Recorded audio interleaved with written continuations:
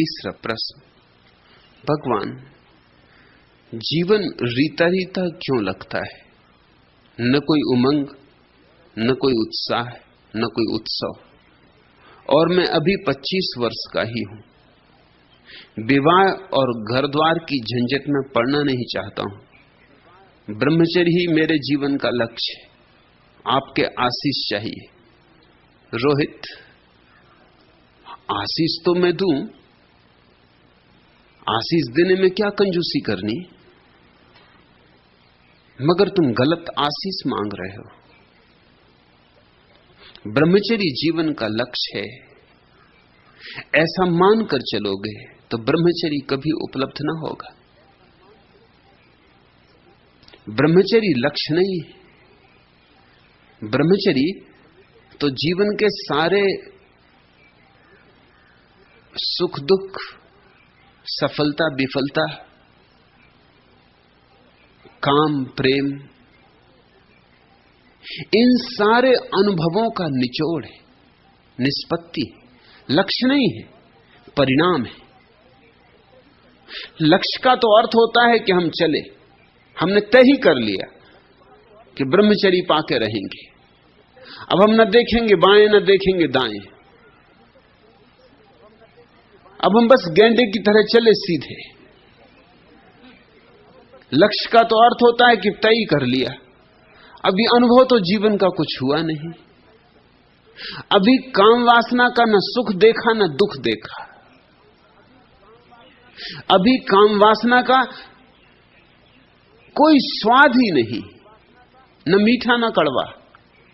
और निर्णय ले लिया ब्रह्मचर्य का, क्योंकि हाथ में आ गई कोई किताब, ब्रह्मचर्य ही जीवन है।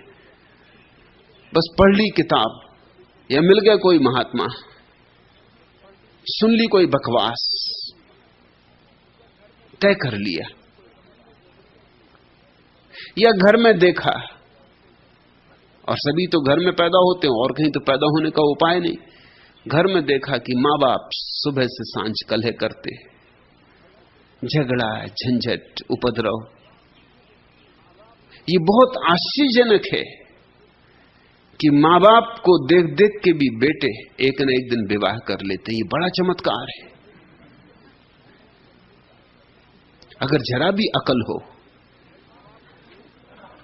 तो मां बाप को देख के एकदम भाग खड़े हों कि बस हो गया, बहुत देख लिया जो देखना था। मगर एक प्राकृतिक भ्रमना है, एक प्राकृतिक भ्रमजाल है जो भीतर से ये कहता है कि ये मां बाप की गलती है। मैं ऐसी स्त्री खोजूंगा कि ऐसी भूल नहीं होगी। ऐसी तुम्हारे मां बाप ने सोचा था, ऐसे उनके मां बाप ने भी सोचा था। बाबा आदम के जमाने से लेकर ऐसे ही लोग सोचते रहे, ऐसे ही तुम्हारे बच्चे भी सोचेंगे। मैं अपवाद हो जाऊंगा, हम ऐसा काम ही ना करेंगे। लेकिन किसी भी घर में देख लो, मां बाप कलह ही कलह से भरे। बच्चे देखते हैं, उनका मन तभी से दूषित होना शुरू हो जाता है। उनके मन में एक दुर्भाव पैदा होने लगता है विवाह के प्रति। अगर लड़का है तो स्त्रियों के प्रति, अगर स्त्रियां हैं तो पुरुषों के प्रति एक दुर्भाव पैदा होने लगता है। चित्त दूषित होने लगता है। इसी दूषित चित्त से महात्माओं की बात ठीक लगती कि ब्रह्मचर्य ही जीवन। और फिर ब्रह्मचर्य की ऐसी ऐसी चमत्कारी बातें सुनाई जाती कि स्वभावतः कच्चे मनों में उनकी छाप पड़ जाती। लोगों को समझाया जाता है कि आदमी मरता ही इसीलिए क्योंकि वो ब्रह्मचर्य खो देता। तो फिर तुम्हारे सारे ब्रह्मचारी कहां हैं? वो क्यों मर गए? ब्रह्मचारियों का क्या हुआ? उनको तो मरना ही नहीं था। ये सब व्यर्थ की बात है, इनका कोई वैज्ञानिक आधार नहीं। मरना तो सभी को है। ब्रह्मचर्य से रहो कि अब्रह्मचर्य से रहो, मरना सभी को है। और कभी कभी तो ऐसा हो जाता है कि व्यभिचारी ज्यादा जीते, क्योंकि व्यभिचारी तनाव मुक्त होते। मुल्ला नसरुद्दीन 100 साल का हो गया तो उसके घर पत्रकार आए। 100 साल का हो जाना, उससे पूछा कि तुम्हारे 100 साल के हो जाने का राज क्या है? उसने कहा, राज न मैंने कभी शराब पी, न कभी विवाह किया, न किसी स्त्री के पीछे भागा दौड़ा,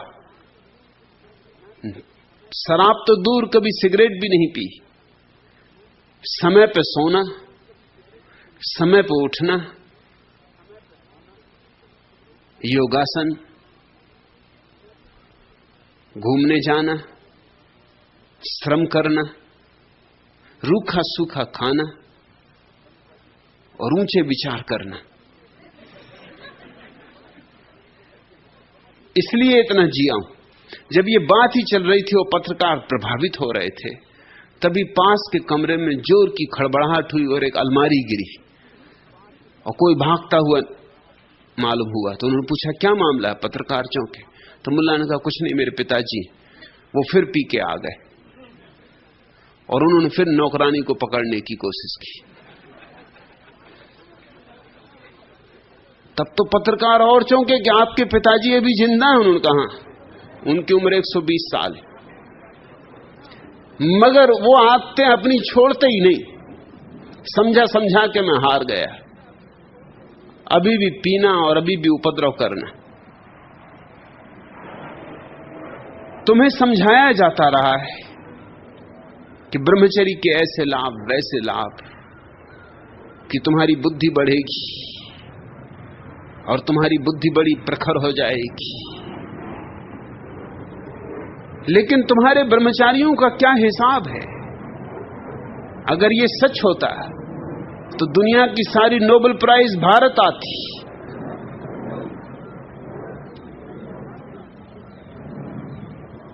लेकिन भारतीयों को तो नोबेल प्राइज कुछ पता ही नहीं चलती। सर्वाधिक नोबेल प्राइज मिलती है यहूदियों को, और यहूदियों में ब्रह्मचर्य पर बिल्कुल भरोसा नहीं।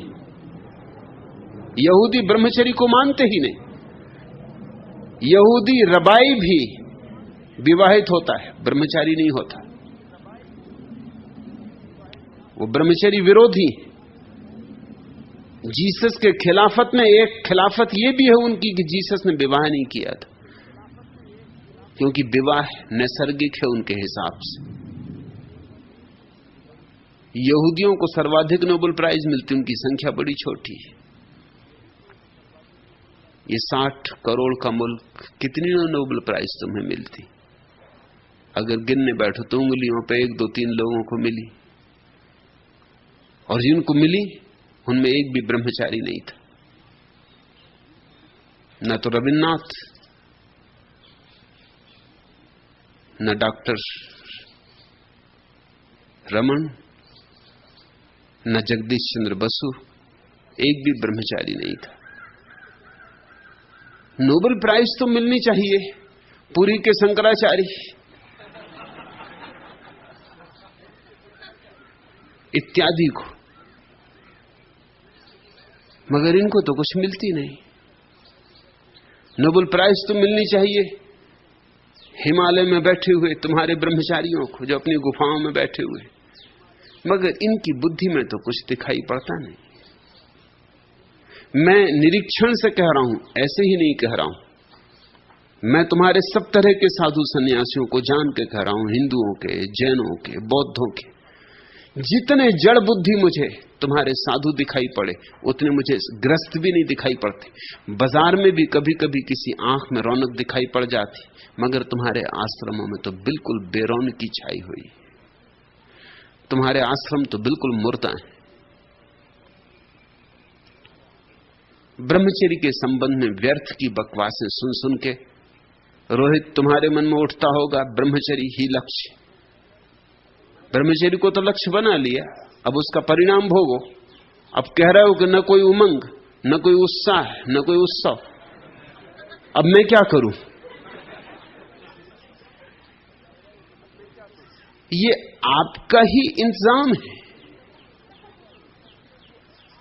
कहते हो जीवन रीता रीता क्यों लगता है? रीता रीता नहीं लगेगा तो क्या भरा भरा लगेगा? पहले जिंदगी को सहज ढंग से जियो। ब्रह्मचर्य तो अंतिम पराकाष्ठा है, वह तो सार निचोड़, बहुत बहुत फूलों का इत्र है। ऐसे नहीं मिलता कि ले ली कसम कि ब्रह्मचर्य से रहेंगे, कि बांध लिया लंगोट खूब कस के, हो गए ब्रह्मचर्य को उपलब्ध। इतनी मूढ़ता की बातों में ना पड़ो, थोड़ी अकल से काम लो, नहीं तो जितना लंगोट कस के बांधोगे उतने जीवन रीता रीता, न कोई उमंग, न कोई उत्साह, न कोई उत्सव।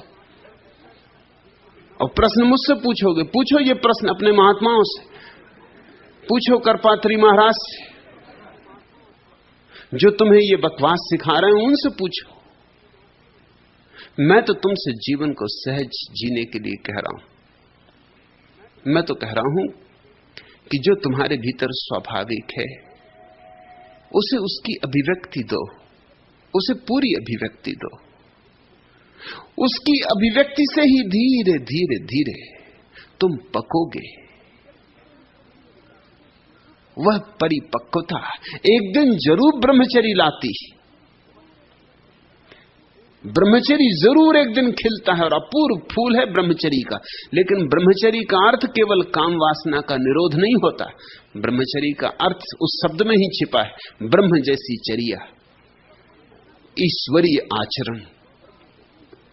उसका कोई इतना छोटा अर्थ नहीं है कि काम वासना का निरोध। उसका अर्थ बहुत बड़ा है। उसका अर्थ नकारात्मक नहीं है, विधायक है। तुम जरा ब्रह्मचर्य शब्द पर देखो, ख्याल दो। अंग्रेजी में कोई शब्द नहीं है ब्रह्मचर्य को अनुवाद करने के लिए। जो शब्द है अंग्रेजी में सेलिबेसी, वो अनुवाद नहीं करता उसका, क्योंकि सेलिबेसी नकारात्मक है। उसका कुल इतना ही अर्थ होता अविवाहित रहना। मगर अविवाहित रहना तो नकारात्मक बात है, कुछ न करना, विवाह न करना। लेकिन ब्रह्मचर्य विधायक बात है, ब्रह्म को पा लेना। विवाह न करना तो एक छोटी मोटी बात है।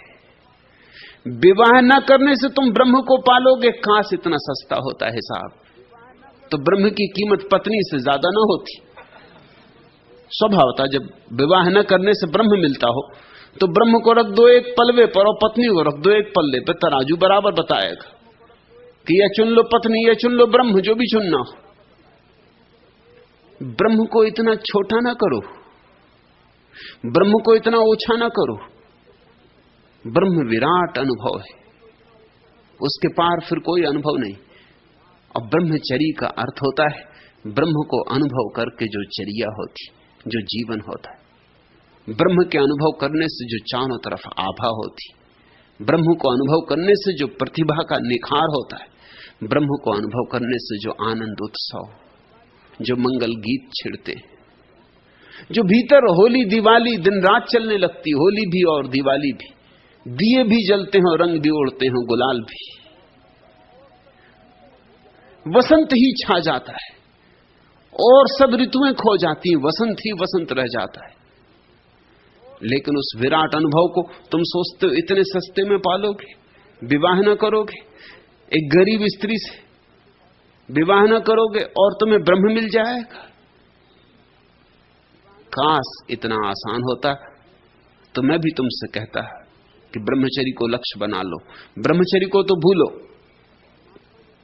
अभी तो जीवन को जियो। परमात्मा ने जो जीवन दिया है उसे उसकी समग्रता में जियो, परिपूर्णता में जियो। जरा भी इंकार मत करो, जरा भी भयभीत नहीं, जरा भी सिकड़ो मत। अभी तो डुबकी मारो इस जीवन में। इसी डुबकी को मार के तुम जो मोती ले आओगे वे ब्रह्मचर्य के होंगे। ब्रह्मचर्य जीवन विपरीत नहीं, जीवन का सार निचोड़ है। जैसा कुछ चाहा था वैसा तो हुआ नहीं। शब्दों की भीड़ और हम जलते संबंध और भ्रम। चिटका है शीशा क्यों हमने तो छुआ नहीं। जीने को खींचतान कहने को स्वाभिमानी। आंच बहुत है लेकिन आसपास धुआं नहीं। रीतापन अपना है बाकी सब सपना है। डूबे हैं जिसमें हम शायद वह कुआं नहीं। जीवन को रीता रीता अनुभव ना करोगे तो क्या करोगे? अगर अस्वाभाविक ढंग से जीने की कोशिश की तो यही होगा। रीतापन अपना है बाकी सब सपना है। डूबे हैं जिसमें हम शायद वह कुआं नहीं। जीवन में डूबो, जीवन के कुएं में डूबो। डरो मत। डर डर के कोई परमात्मा तक नहीं पहुंचता। केवल साहसी दुस्साहसी उस तक पहुंचते। और देर ना करो। तुम कहते हो मैं 25 वर्ष का ही हूं अभी। विवाह और घर द्वार की झंझट में पड़ना नहीं चाहता। फिर क्या 70 साल में पड़ोगे विवाह और घर द्वार की झंझट में? अभी पढ़ो तो 70 तक निकल आओगे। 70 में पढ़े तो फिर निकलोगे कब? सीधी सी बात है। हमने इस देश में पूरा विज्ञान तय किया था। 25 वर्ष तक विद्यार्थी के काल को हमने ब्रह्मचर्य कहा था, क्योंकि सब तरह से डूब जाना अध्ययन में, मनन में, संगीत में, शास्त्र में, कला में, तो ब्रह्मचर्य अपने आप फलित होगा। फिर 25 साल के बाद विवाह, परिवार, गृहस्थ। क्योंकि वो जो सीख कर आए हो गुरुकुल से उसका उपयोग करना। वो जो कलाएं सीखी उनको जियोगे कहां? वो जो मूर्ति गढ़ना सीखा उनको गढ़ोगे कहां? वो जो ध्यान सीखा गुरुकुल में उसको परखोगे कहां? वो जो काम वासना में उतर के भी साक्षी रहने की कला सीखी उसकी जांच पड़ताल कहां करोगे? तो 25 वर्ष तक शिक्षण और 25 वर्ष के बाद 25 वर्ष तक जीवन में उसका परीक्षण, प्रयोग। और जब तुम 50 के होने लगोगे तब मुड़ना जंगल की तरफ।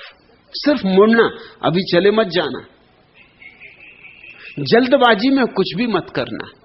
इसलिए तीसरी अवस्था को हम कहते हैं वानप्रस्थ। वानप्रस्थ का अर्थ होता है जंगल की तरफ मुड़ना, प्रस्थान की तैयारी, बोरिया बिस्तर बांधना। अभी एकदम चले मत जाना। 25 वर्ष वानप्रस्थ रहना, घर में ही रहना लेकिन मुंह जंगल की तरफ रखना।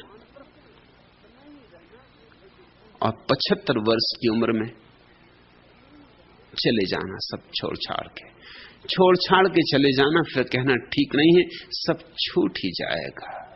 इतनी सरलता से जो जिएगा, 25 वर्ष तक जीवन की कलाओं का अध्ययन किया उनके साथ जिन्होंने जीवन जाना है, फिर 25 वर्ष तक प्रयोग किया और पाया कि वे ठीक कहते थे। फिर 25 वर्ष तक सिर्फ घर में ही रह के घर के बाहर होने की कला का अभ्यास किया। पानी में रहे और पानी को छूने ना दिया, पानी में चले और पानी को देह से लगने ना दिया, कमलवत। जब ये भी हो गया तो फिर 75 वर्ष की उम्र में चुपचाप सरक गए। फिर कुछ छोड़ना नहीं पड़ता, छूट जाता है। ये तो केवल सांकेतिक है। अब तुम कोई 25 का हिसाब बांध के मत बैठ जाना, नहीं तो बहुत लोगों को तो सन्यास का क्षण ही ना आएगा। क्योंकि 75 साल कितने कम लोग जीते, बहुत कम लोग जीते। मुल्ला नसरुद्दीन एक दिन गया अपने बीमा एजेंट के पास और कहा कि मेरा बीमा करवा दो, लाखों का बीमा करवा दो। उसने कहा कि नसरुद्दीन, तुम्हारी उम्र 100 साल हो गई और अब तुम्हारा कौन कंपनी बीमा करेगी? नसरुद्दीन ने कहा, अगर कंपनियों में थोड़ी भी अकल हो तो मेरा बीमा करना ही चाहिए, क्योंकि आंकड़े बताते हैं कि 100 साल के बाद बहुत कम लोग मरते। ये बात तो सच है। 100 साल तक जीते नहीं तो मरेंगे कैसे? 100 साल के बाद बहुत कम लोग मरते, मुश्किल से। तो मेरा बीमा करने में तो कंपनी को कोई डर होने नहीं चाहिए। मरने वाले तो पहले ही निपट जाते, जिनको नहीं मरना है वो ही इतना लंबा बचते। 75 साल के बाद तो तुम बचोगे कहां? औसत उम्र ही भारत की कोई 36 साल 34 साल। यहां तो घर गृहस्थी भी नहीं बन पाएगी। इसलिए इसको तो सिर्फ औपचारिक प्रतीकात्मक समझना। अर्थ इतना है कि जीवन को 4 खंडों में बांट लेना चाहिए। एक खंड अध्ययन मनन, दूसरा खंड प्रयोग परीक्षण, तीसरा खंड तैयारी, चौथा खंड डूब जाना परमात्मा में। नहीं तो अभी तो किसी तरह दबा लोगे। ये एक बहुत महत्व की बात है समझ लेनी कि जवान आदमी अगर ब्रह्मचर्य रखना चाहे तो आसान है, क्योंकि दबाने की भी ताकत होती, और जैसे जैसे उम्र कम होगी दबाने की ताकत कम होगी और मुश्किल बढ़ती जाएगी। तथाकथित ब्रह्मचारियों को असली कठिनाई 40 साल के बाद शुरू होती, क्योंकि दबाने की ताकत तो कम हो जाती है और जिसको दबाया है वो ताजा का ताजा वासना दग्ध भीतर अंगारों की तरह मौजूद, और तुम्हारी दबाने की ताकत रोज कम होने लगी, फिर वासना बदला लेगी, फिर दुनिया हंसेगी। अभी अच्छा है, जीवन में उतरो। एक धार मारकर चली गई बयार, सिहर रहा मन अब तक घाव आर पार। हंसती है घास आसपास, हंसते हैं रक्त रंगे ढीठ कचनार। फिर घास भी हंसेगी, ढीठ कचनार भी हंसेंगे। बुढ़ापे में दूल्हा बनोगे, घास भी हंसेगी, कचनार भी हंसेंगे। बुढ़ापे में दूल्हा बनोगे, जिस घोड़े पे सवार होगे वो भी हिनहिनाएगा। अभी समय, यही समय जब जीवन को जियो, उत्फुल्लता आ जाएगी, उत्साह आएगा, उमंग आएगा, उत्सव आएगा। यद्यपि ये उत्सव, ये उत्साह, उमंग सब क्षणभंगुर, जल्दी ही आएगी भी और चली भी जाएगी, टिकने वाली नहीं। लेकिन इस अनुभव से गुजरना जरूरी। क्षण भंगुर के अनुभव से जो गुजरता है वही शाश्वत का प्यासा होता है। अभी तुम्हारी शाश्वत की प्यास भी झूठी, अभी तुमने बूंद ही नहीं पी और तुम सागर पीने की बातें करने लगे। अभी चम्मच भर भी जीवन को नहीं चखा और ब्रह्मचर्य की बातें करने लगे। नहीं नहीं रोहित, अभी तो प्रेम के द्वार खोलो। आज मानव का सुनहला प्रात है, आज विस्मृत का मृदुल आघात है, आज अलसित और मादकता भरे सुखद सपनों से शिथिल यह गात है। माननी हंसकर हृदय को खोल दो, आज तो तुम प्यार से कुछ बोल दो। आज सौरभ में भरा उच्छ्वास है, आज कंपित भ्रमत सा वातास है, आज सतदल पर मुदित सा झूलता कर रहा अटखेलियां हिमहास है। लाज की सीमा प्रिय तुम तोड़ दो, आज मिल लो मान करना छोड़ दो। आज मधुकर कर रहा मधुपान है, आज कलिका दे रही रसदान है। आज बोरों पर बिकल बोरी हुई कोकिला करती प्रणय का गान है। यह हृदय की भेंट है, स्वीकार हो। आज यौवन का सुमुख अभिसार हो। आज नैनों में भरा उत्साह है, आज उर में एक पुलकित चाह है। आज श्वासों में उमड़कर बह रहा प्रेम का स्वच्छंद मुक्त प्रवाह है। डूब जाएं देवी, हम तुम एक हो। आज मनसिज का प्रथम अभिषेक हो।